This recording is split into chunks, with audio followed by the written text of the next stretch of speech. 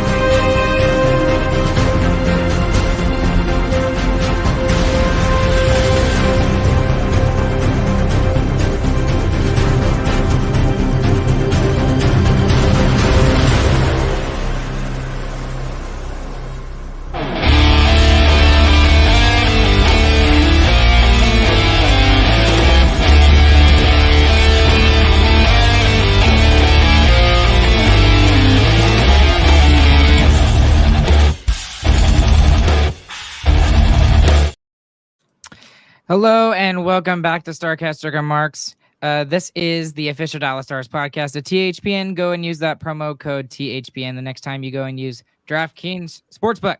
They are our official sponsor for this episode, this podcast, and all of THPN. The Dallas Stars win by a final score of 5-3 tonight, and is acclimated by even better that the Rangers won 3-1 this evening as well. Without further ado, let's go ahead and bring in Chris and James. Hey guys, how's it going? Wowza, what a game. Which one? Yes. But seriously, before we get into the Stars, I mean, the Rangers pitching looks ridiculous right now. Even when all their players are like dropping like flies, they still find a way to win the game. I mean, they're undefeated on the road so far. I don't know if that's true or not, actually. No, that is 100% It's still true. That's insane. There is no reason that should be the case. That makes zero sense. I don't know, but the bullpen looks great. Leclerc did his job and finished off the night for us tonight. A couple of great pitches, and Chapman only tried to throw it away a little bit. He only allowed the one run this time. Yeah, but okay. Anyways, let's get into the Dallas Stars tonight, you guys. So Dallas Stars do win by a final score of 5-3 this evening. Just initial thoughts from this game. Lots of good things for me tonight from the Dallas Stars. It was 5-3, but man, it was so much worse. I mean, the Stars should have scored 10 goals tonight, is what it felt like. Duchesne should have had 3 on his own. That whole third line, they switched the lines back together. They put Marchie, Duchesne, and Sagan back together, and they were fantastic all night long. They were unstoppable. I mean, the only thing that kept this game semi-close was Merzlikins and Columbus just executing on almost every chance they had, except for the one humongous save that Otter made. And it made up for it by them executing on chances they didn't have. Exactly. Yeah. So my big question, Chris, is what's the deal with Mason Marchman? I mean, was it the fact that he got relegated to the fourth line and he finally woke up? Or what? Why is he all of a sudden doing so much better? Well, the deal is he's back. But me and James talked about this last game too. It's just his energy is back. It feels like the drive to play harder, play more physical is back for whatever reason. Maybe it was being put on the fourth line and realized, hey, I'm kind of sucking. I got to figure something out. Whatever it was, he found that energy again. He's got the pep in his step. He's got the want to, and he's been unstoppable. Should have had 2 goals tonight. One of them called back again. He's had more called back for offsides goals than the majority of this team has goals. Yeah. And really, I think more of it is him just going to the front of the net. I mean, that was not something he was doing the first 4 games, and now he does it basically every time his teammates have the puck. He just goes and sits in front of the net and hits people, and it goes in sometimes. I mean, that's just how it works. That's how both of his almost goals almost went in. Well, one of them did go in. Well, let's talk about the rest of that third line because Marchment was excellent tonight. He did a lot better. He still took a penalty. No, he didn't. No, he didn't. Maybe I thought he took a penalty. I don't think so. Excuse me. No, he didn't. But the person I really want to talk about also is Duchesne. Duchesne actually gets on the score sheet tonight. He gets that goal in the third period to put the Stars up 3-2, and they would never look back. You had to think that was coming. He is so much fun to watch. And like you said, Chris, I'm noticing it more and more. He is very selfish with the puck and not in a bad way. Mm-hmm.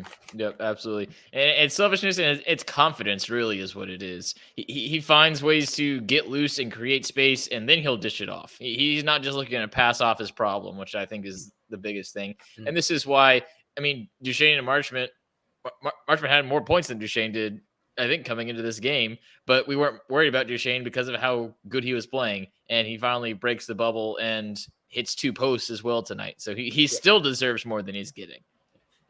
And the thing about Duchesne, I mean, we talk about how he is selfish with the puck, but last game, he passed away a great opportunity to Mason Marchment to get him going.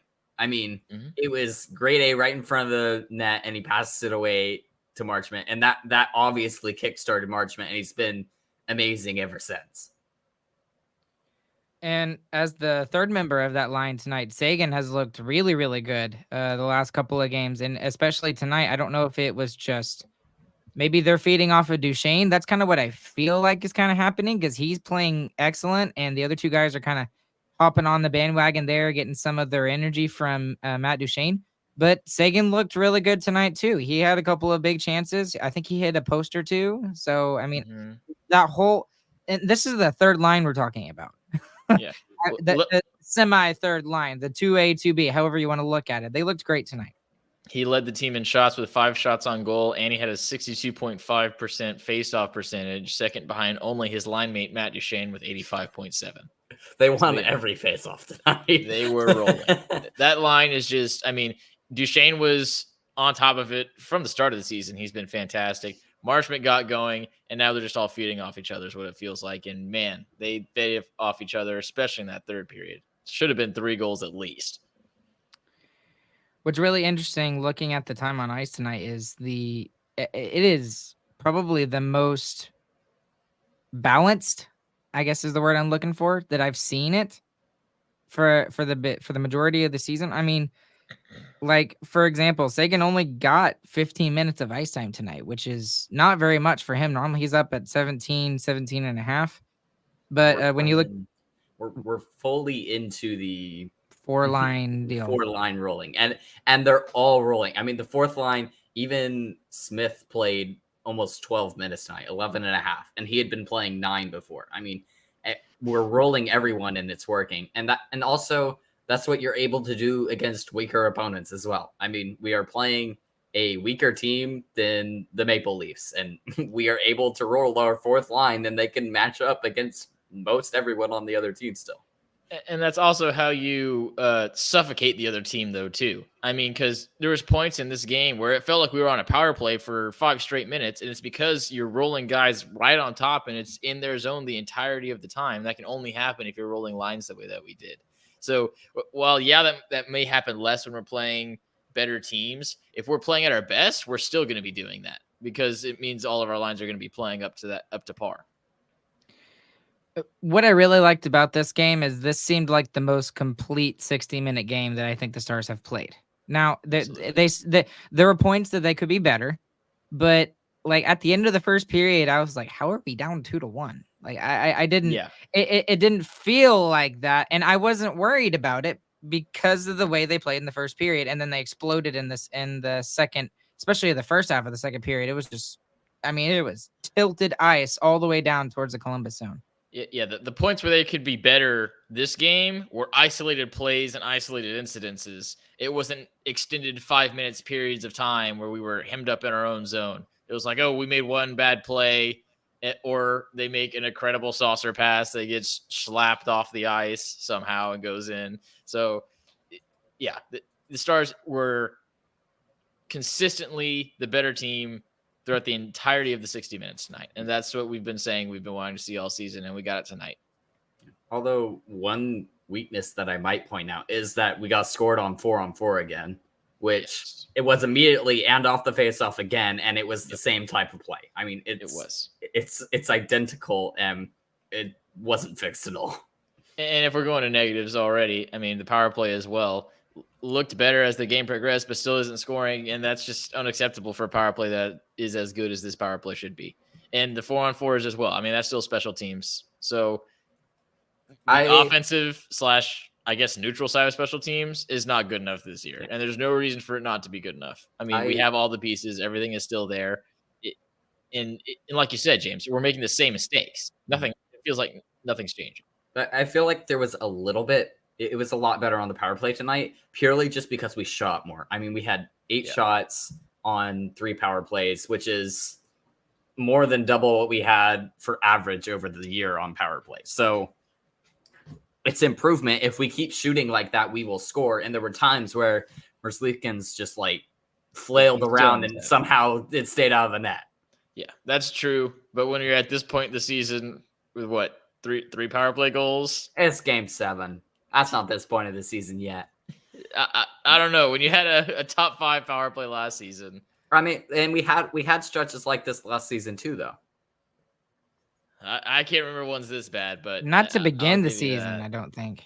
It wasn't to begin the season for sure, but we did have a couple of drier in late spells. December, early February. It was very, very dry. I don't think it was this bad though. I think it was. Anyway, well, either way, well, regardless. So one of the things that I did notice is obviously Pete DeBoer is kind of at a loss for the power play, to be honest with you, because he at one point towards the end of the game they had a power play. I think they were already up a goal.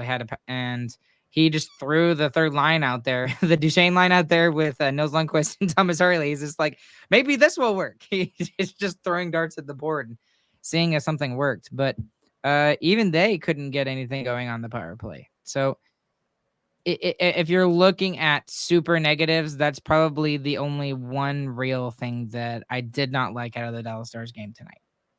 Is there anything other super negative that you saw? Otter kind of looked weird. He let like 1 or 2 squeak through, but I mean, when you get the goal support tonight, and it was really awkward interactions tonight as well for him. Like the goals that went in were very, very awkward and not normal. So the third one, bit of understanding, but he did look like a little off. Well, but it's because we're used to seeing him make ridiculous saves like that. It's his first off game. That's basically what I'm saying. And it wasn't even an off game. Really. Yeah, I was going to say, I wouldn't even call it an off game. It was just his first not 950 save percentage guy. Right. That kind of, yeah. Let's go through the goals. The first goal by Voronkov, sorry. Voronkov. That just kind of bounced off of him and it went past him. Yeah. The second goal was a knuckle puck. Okay. It was a knuckle puck. And then the third one, it was a perfect bounce off of the backboards and he had no chance at it. After and even then he was close. Too. Yeah, the game was over. And he does that pretty repeatedly, actually. When the game is over, he'll let in a late one like that. So It's weird how he does that. We never talk about it because it doesn't ever matter. It's always after it's like 2-3 goal lead, but he does it quite often. It But doesn't your make point, his stats look better or worse, but still, your I point mean, is it is what taken, it is. Ryan. They were weird goals. I mean, it was a weird game. The Stars hit 5 posts. 6. I think they hit 6 6. posts. There It was you a go. lot. It was a crazy game. The fact that we were trailing we were trailing going into it was tied going into the third period. This game was tied going into the third period. Unbelievable. I mean, it did not feel that way at all. So just overall a weird game, but we just overcame the weirdness with sheer force and just dominated the game start to finish, and the score ended up the way it should have been all along. So we talked about the third line, aka the 2B line, but let's kind of talk about all 3 of the top lines. All 3 of the top lines get involved in the scoring tonight, which is exactly what you want if you're the Dallas Stars. You can't just rely on the top line to kind of be your guiding force all the time. You got to get goals from your depth. And that's primarily one of the reasons why Matt Duchene was signed in replacement for Max Domi, is because we were looking for a little bit more offense. That's why Craig Smith comes in, even though he's on the 4th line. He's already got 2 points in the young season for a 4th liner. That's pretty good.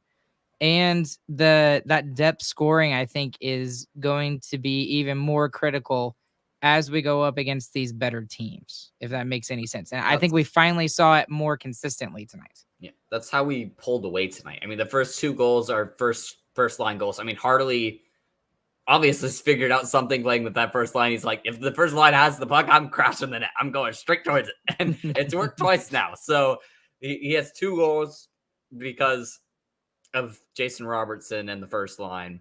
And then the second one's just the first line winning a face-off and tipping it while someone's in front of the net, which is just kind of basic. Weird that it wasn't Pavelski, but it's the same thing. So, like I said in the second period, it just felt like it was a complete shooting gallery on Elvis Merzlikins by the Dallas Stars there. The only thing that really kind of turned it around was the Mason Marchment no goal. I mean, that really was the turning point in the second period when the Blue Jackets were like, "Oh, crud! I guess we really better start trying to play the puck more and get it down into the zone." But again, all of the stuff that it looked like they were getting, it didn't look all that dangerous. They had some chances, I'll be honest, but a lot of their stuff, it seemed to come from the point and just basically crashing the net. Yeah, it was definitely trying to get a little bit of luck, especially in the second period. They were looking to get anything going, and that meant once they were in the zone, the puck was on the net. I mean, there was no waiting around for the Blue Jackets. They were trying to get a greasy one to go in, and luckily they didn't get another one at least. So one of the other things I wanted to talk about, and it's because I didn't write their names down very much tonight, but the defense, the defensemen tonight, I didn't write their names down very much tonight, which is a good thing, because normally when I'm writing their names down, it's probably Hakanpää, Suter, or sometimes Lindell, with some kind of rough turnovers. But the thing that I noticed about it was, even though some of those turnovers still did happen, the forwards were actually coming back and they were doing a really good job in making sure that the puck actually did get out of the defensive zone when those turnovers happened. Yeah, and how dare you call a Hakanpää and Suter after such great games tonight? +2 for Hakanpää. You know how much I love that stat. 19 minutes time on ice. Ryan Suter with the assist and the +1 with also 19 minutes time on ice. So they were actually very good tonight. So quietly having a really good season, Wyatt Johnston, 2 goals, 3 assists, 5 points in just 7 games here in the young season. It's been ridiculous. Yeah, it's not that quiet. It's been insane. It's pretty loud. He's the best one on that line, and we thought that Ben was still going to be the best one on that line, but no, he came out and it was instant too. He's not. Last season, it felt like he was kind of like feeling out some teams. He was seeing what he could get away with, how much he could go, how hard he could go. This year, he's just going all out. He looked like he was just trying to maul everyone in game 1. He feels very aggressive. And it's been that way the entire season so far. Yep. Another player that had a really good night tonight was Daddy. Evgeny Dodonov had a excellent night tonight. And what's even more surprising is the amount of ice time that he had tonight was not very high. And yet he still had a goal and an assist. So he was super effective in the time that he was given. 11 minutes and 32 seconds. That's Yeah, it. I think the time on ice was only due to power play, penalty kill, and the little bit of 4-on-4. I think he doesn't really play in really any of those situations. Special No, he teams. does not. And on He most was teams, getting probably would.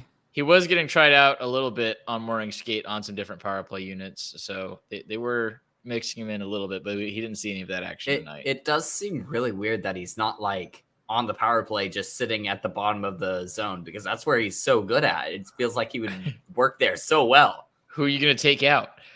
That's the problem. I don't know. Well, he's been Marchand good. is on the He's been top great too, though. recently. It's like, I don't know. Well, so this is another one that someone kind of asked me about, what question-wise was, should we be worried about Jason Robertson and his lack of goals right now? Because yes, he's got, I think, 6 or 7 points on the season, but he's got like 5 assists, which this is normal for him. Like if he's not scoring goals, he is still finding a way to contribute offensively. And especially we saw that a ton last year when he went through like I think it was like a 7 or 8 game point streak where he just had assists. Yeah, no goals. So I'm not worried because he's still setting people up. He set up Rope Hintz's Pavelski goal tonight. And he has 2 primary assists. Yeah, 2 primary so assists. I'm not worried. The first 2 goals that were scored were both him. So yeah, I'm not worried either. Maybe shoot a little bit more. I mean, he's not shooting as crazily as he was last year, when he was shooting pretty much every time he touched the puck. But that worked last year, so maybe get a little bit more to that. And he's done it in some games too. I mean, he had one game where he had like 7 shots or something. I mean, yeah, it's still there. I just feel like sometimes I don't know. Maybe it's some Hintz shooting more too, because Hintz has been shooting a little bit more, and it deservedly too, because he really needs to be. But that might, if Hintz has a bigger year, that's probably going to reflect on Robertson too, because there's only so much time that you can have the puck when you play on the same line. Yeah. As long as he's a point per game guy, who cares? Right. Speaking of Rope Hintz, did y'all see he was the fastest Dallas Stars player in history to reach 250 career points? And then he was the fastest to reach 251. Yeah, that's true. Hey, not wrong. Chris. Okay. I don't really have much other to talk about other than one other thing, and it's very minor. I hope that Dellandrea stays in the lineup over Steele. And it's nothing against Steele. I like Steele, and maybe it's just a personal preference thing. And Deli's been around for, it seems like, for forever now. But do y'all have it's not that big a deal, but do you have a preference on who's in and who's out? Deli's nice because you can play him on the penalty kill, and we played him on the penalty kill a lot tonight. He had the most shorthanded time on ice among forwards.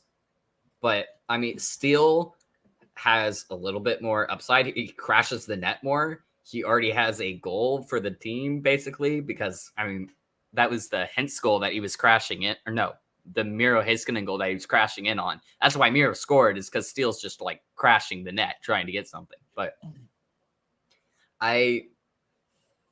it's tough because I don't know how much Steele really plays on the penalty kill.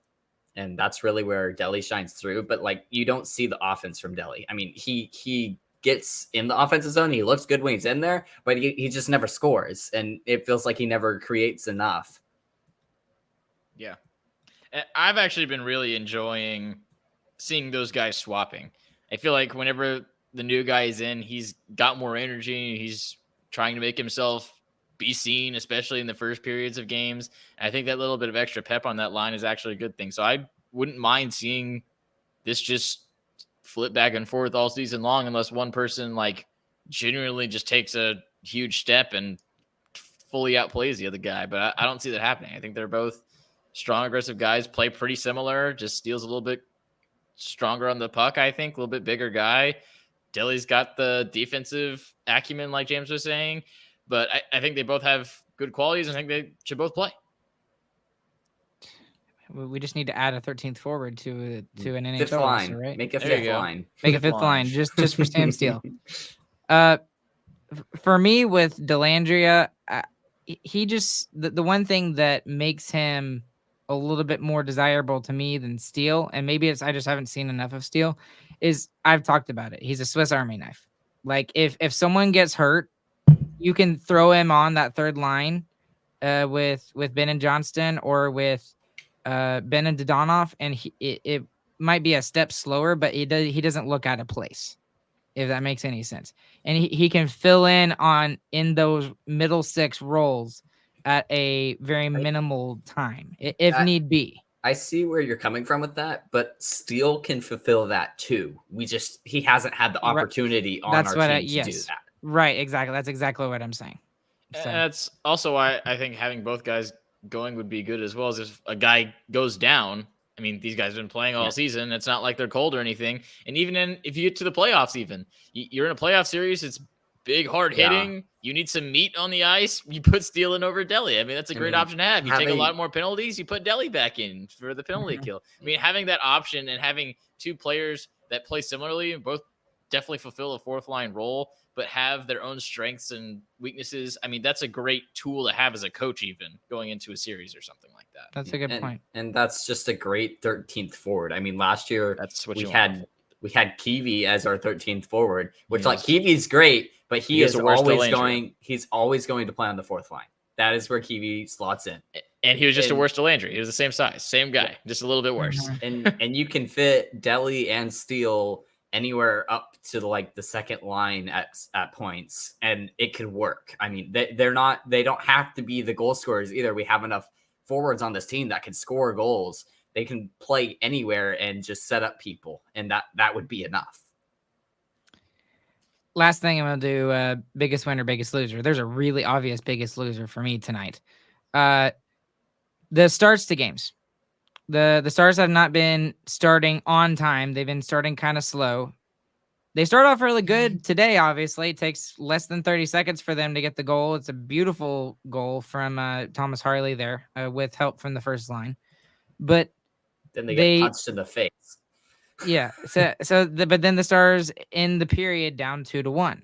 So again, I'm a little bit concerned, but not fully concerned, because I saw the way they played and I knew they would still win the game. Yeah, but I still would like to see them with a lead going into the first intermission. And part of what doesn't concern me is that we started the first line at the beginning of every single period today. I mean, the first line was playing the first shift and they looked good every single time they did it. They scored on the first one. And honestly, if you don't get the unlucky goal against, I think the Stars probably continue to roll, because that goal was against the flow of play as well. We had just hit a post on the other side of the ice and it comes back and it bounces off someone, hits their foot, goes in. I mean, and then it felt like we were taking on water for the next 2-3 minutes until we finally got it back.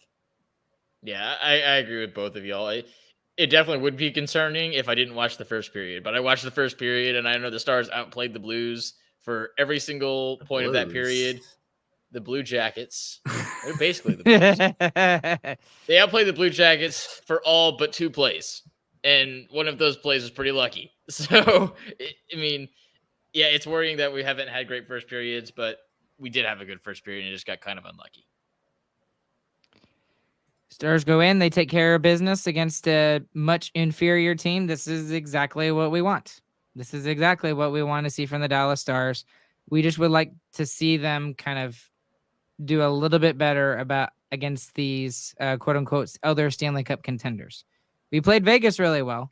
We just got to see that continue against some of these bigger teams. Vancouver coming up actually has looked very good, surprisingly, to start the season. So that'll be interesting as the Stars start their 6 out of 7 of the next 7 games on the road. But let's go ahead and do our biggest winner and biggest loser and close it up for the evening. James, who's your biggest? Do we want to do biggest winner first? Let's do biggest winner. Biggest winner first, yeah. Let's do it because I want to rant about the biggest loser. I am going to go with Thomas Harley. Has almost 20 minutes of time on ice tonight. Has the first goal, and it was a big goal, and he's crashing with the first line, and he's obviously learned something, and we're putting him there consistently with the first line on the ice. So something's working there. Hopefully that continues. And that was just good awareness to crash and go on the rush with the best player on the team. Yeah, I'll give mine to the obvious one. Matt Duchene was absolutely insane tonight. I mean, he should have scored 3 goals easily. He should have had a hat trick. I mean, he should have 6 goals already this season. But this is just the beginning. If he keeps playing this way, he will have an incredible season. He'll be the best third line player by far in the NHL. I'm going to give mine to Wyatt Johnston tonight because he has very sneakily been one of the Stars' best forwards. And they've had a lot of good forwards this year. Someone was trying to tell me that like Rope Hintz has been the best forward. I still disagree. It's been Joe Pavelski. But for tonight, Wyatt Johnston gets my biggest winner. Okay. I mean, Wyatt Johnston is starting to come in and try to take it from Pavelski too, honestly. Pavelski just does it at opportune times. The way he does it, and yeah, I have to admit, a part of it is his age too. Just the fact that he's able to do what he can do at his age is amazing to me. So, anyways, do we all have the biggest loser tonight? The same biggest loser? Yeah, I think we do. Chris, you want to do it? The biggest loser is Bally Sports Group. The just to set the so Bally Sports app, website, everything was closed tonight. It was shut down after they tried to update their app. Okay, so it was an update. It's not like they did nothing and it just broke. There's a post by Bally Sports Help, which I guess they made their own page because they've been having so many problems with their application. They had to make a separate Twitter page. Great. Saying that there's an outage by their service provider, not by them. They updated their own app, but it's their service provider's fault, I'm sure.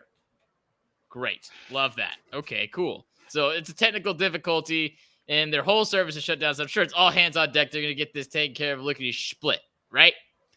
We are 10 minutes away from hour 6 of all of their servers being shut down. And this is not just for the Stars or just the Mavs or just whatever regional baseball network would have been on now if it wasn't the playoffs. This is all Bally Sports, everything. And it's not like we're just paying for some rinky-dink TXA 21 local coverage news team to broadcast these games. They are asking for $240 every single year for this product. $240. That is not a small amount of money. And they can't even show the games that they promised to show you. And while doing all that, all of their social media teams continue to post the games and the highlights as if nothing is going wrong. Now, for my own personal upsetness, I had to watch this game on Spectrum's live TV thing, which always, for some reason, with Bally Sports does not work at all. I've contacted them. They don't know what's going on either, and they're very helpful people. Inform me that they cannot help. But anyway, I watched it on that app anyway, and it flickers constantly. If you watched it on the Spectrum.com TV, whatever website, you will know what I'm talking about. It flickers and staticies out, and now I have a terrible headache. It's not from the yelling. I promise it's not. I yell like this all the time and never get headaches. It's from the stupid screen flickering at me constantly. So, Bally, you suck. You steal money. Your website's not worth it. I hope your entire company goes bankrupt, and I'm suing you for my headache. Chris, I think that was like a 4-minute rant. That was impressive. That was impressive. And it kept me entertained the whole time, too. I got some yes, boys. Preach, Chris. Preach. So, all right, well, I agree with you. Come on, just go bankrupt. Just go bankrupt and let somebody else take it. Yes. Give up. Give up. like no one likes you, Bally Sports. Go away. Nobody likes you. Everything you've done is terrible. Stop. Get some help. Okay. Well, and we don't hate the people on Bally Sports. We should be very clear because there's a lot of good on Bally Sports are hired by the Stars. The only good part about the broadcast is not even Bally Sports. Well, there's also there's it's those guys.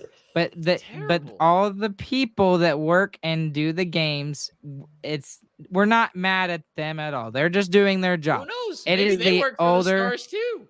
No, it is the older. It is the upper management of Diamond Sports Group that screw everything up. The spooky So- music that was on tonight on Bally Sports, though, A+. That was fantastic. Did y'all hear the spooky music? That was great. Whoever did the spooky music, love it. Man, Chris. He goes on an epic rant and then he finishes by complimenting them for Amen. spooky music. What can I say? Okay. All right. It's already getting late. We're at 35 minutes, guys. But anything else before we wrap it up? No. No. This, All right, guys. The Winometer, if you want to mention it, is the Oh, most yeah, lopsided yeah. it's been all season. So Wait, don't tell me. if that- Don't tell me. I don't tell. I'm gonna guess. guess, I'm gonna Ryan, guess. I haven't seen it. I'm gonna say 83%. 13 to 87. Oh my gosh, I'm way off. This is via moneypuck.com, the official fake stats of Starcastic Remarks, I It's guess? fake stats, but they're great. But yeah, this was the most one-sided fake stats game we've had. Yeah, crazy. And it was only a 2-goal game. Go figure. Only 2-goal game. Yeah, go figure. Okay. Anyways, guys, thank y'all for tuning in. There's 18 of y'all that are crazy enough to stay up with us at 10:40 on a Monday night. So we appreciate y'all. There's even more of you who are listening later. We appreciate y'all as well. And we will be back with you guys again on Wednesday Wednesday night. James? Wednesday night when we go against the Against Calgary Calgary. Flames. Yep. And then the next night is against the Oilers, right? Yes, I believe Probably. That would is make true. sense. 2 teams that have been struggling as of late. And yeah, so along with Chris and along with James, my name is Ryan. We'll catch you guys on the flip side. And we hope you guys have a good, fantastic morning, afternoon, evening, whenever you guys are listening. Chris, take us out. GG, boys.